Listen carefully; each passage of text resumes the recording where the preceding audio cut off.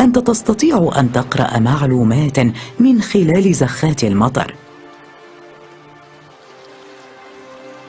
الوجود النباتي وحتى الهزات الأرضية التي حدثت في المنطقة، بالإضافة إلى خط الشاطئ الذي حافظ على ذكريات الموج الذي نحت العصر الألفي السعيد. حتى عندما يكون سطح البحر هادئا، فإن أمواجا صغيرة تضرب الحيد البحري المرجاني دون شفقة. إن حركة البحر تؤثر في عادات التعداد السكاني البحري. الأسماك ترقص مع التيار وكأنها سرب من الطيور تحت رحمة الرياح. السمك الببغائي لا يعاني من دوار البحر. في الأسفل السمكة الكروية تركت لتحوم. من القريدس الصغير إلى أكبر سمكة، كل القاطنين في المياه الضحلة تكيفوا للعيش في عالم حيث الصمود صعب جدا.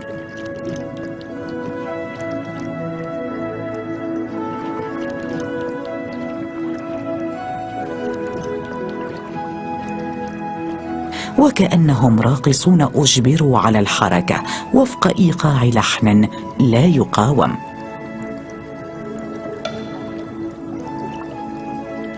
بالرغم من نحوله، فإن معلم الباليه يبدو وكأنه يمتلك خبرة شاملة. طريقة تكوينه مثالية. الخضوع للنداء. إنه سمك القادوج.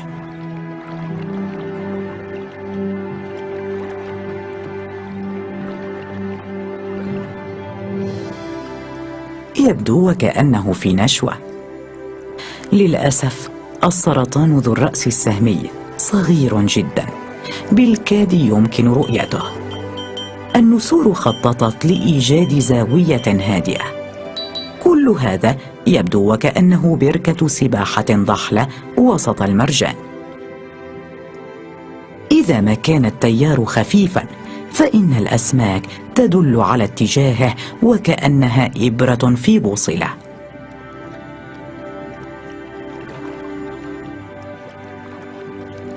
السمكة التمساح تترصد في القاع، تنتظر فريستها الجامدة وهي جاهزة للانقضاض. باستطاعة هذه السمكة أن تختفي تحت الرمال أيضا، وتبقي على أنفها وعينيها بارزتين.